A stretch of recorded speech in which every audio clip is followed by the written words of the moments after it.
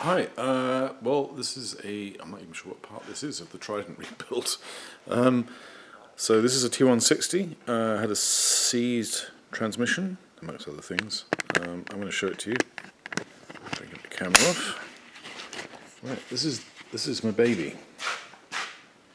As you can see, it's in beautiful shape, but it had been stored for a long time and the transmission was lock solid. You couldn't turn the back wheel, couldn't change gear, couldn't shift, nothing. And actually what it was that the main shaft and the second gear, I think it was, pins as far as I remember, were jammed solid together from rust, but actually very light rust. It was just like corrosion, it was just a seizure.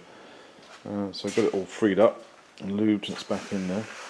Tridents, I love them, they're my favourite motorcycle, absolutely love them, but they're a disaster as well. They were a prototype. That in their, however long they were manufactured for, was it 67 till 76, 9 years?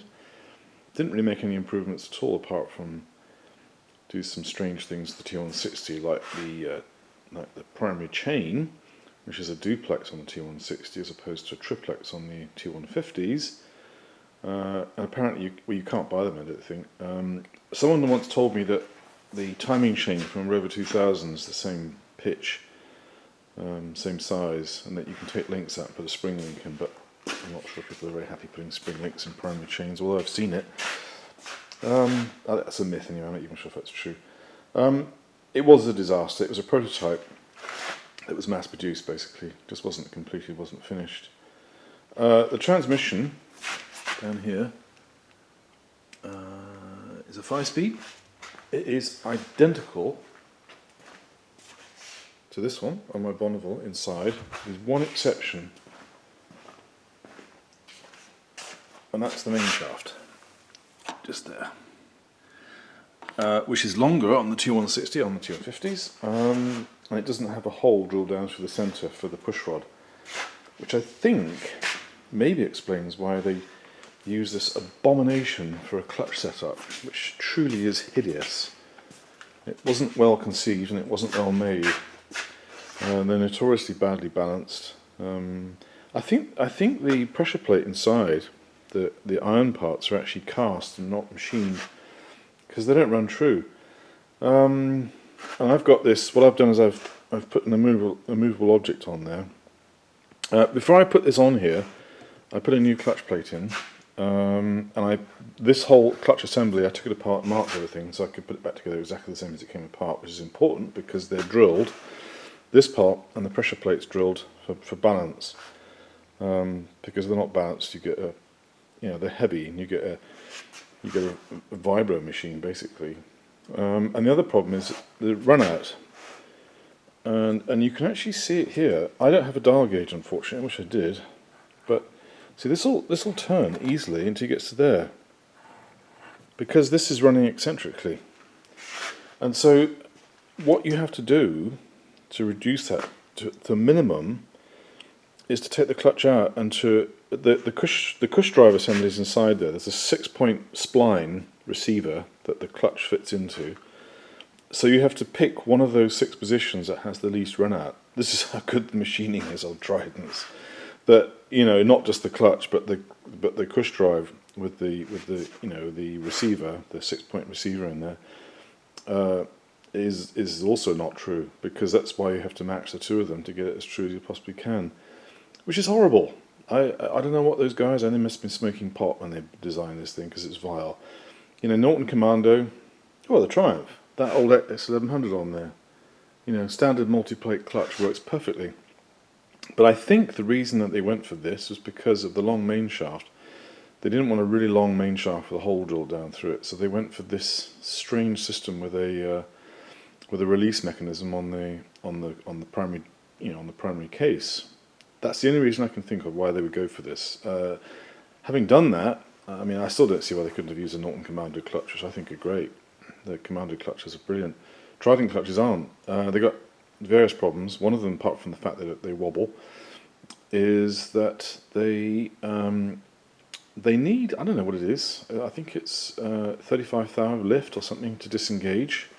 So the pressure plate, I can't really show you because I put it all together, but the pressure plates inside there and the mechanism lifts it, so the clutch is part, the clutch plate here, which is this piece here, is released, so it's not gripped, and you need 35 low lift to do that. Now, from what I understand, with the conventional setup on a Trident, the clutch lever and the clutch release mechanism, which I don't have, it's in the box down there somewhere, gives you about, not quite, I think it's about near a 30, even 25 thou of lift, and that's when it's well set up. So they drag.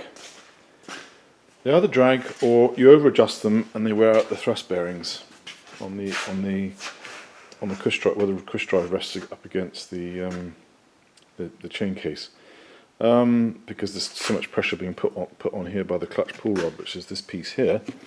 So that slots down in there, and that's what pulls on that bearing, puts pressure on the pressure plate to release the friction plate, and that, you know.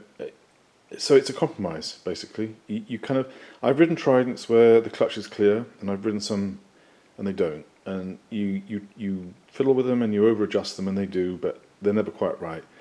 So, and that's okay as long as you don't sit at the lights in gear with the thing idling, because it'll be dragging.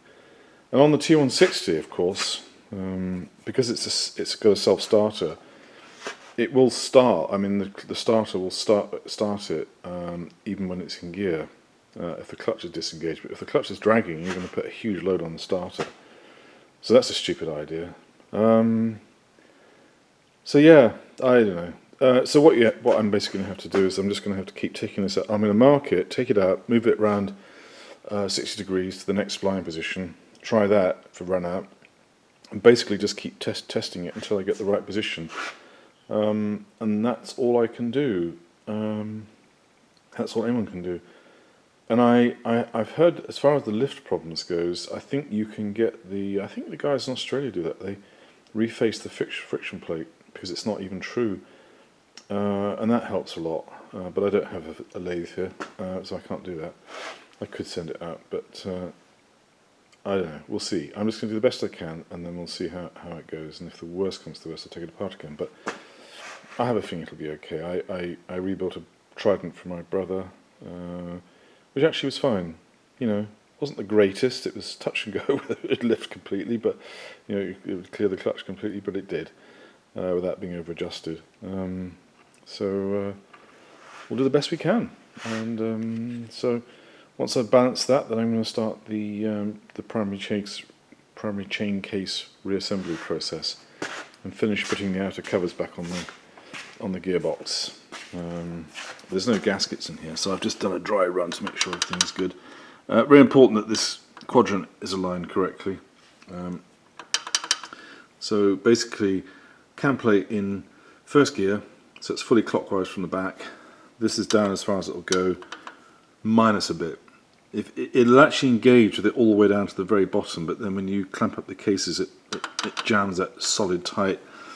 And then you can't, the gear synchronization isn't right, so you can't set, you know, the gear selection is messed up. So you have to make sure that that's just backed off just a fraction. In fact, I think you line that up there with that, I think you have to line that one up there with that hole, but I can check that. So that's important to get that right, so that you get your 5 gears. I hope you're paying attention, Pero, because you seem to have a problem with this. And that's about it, really.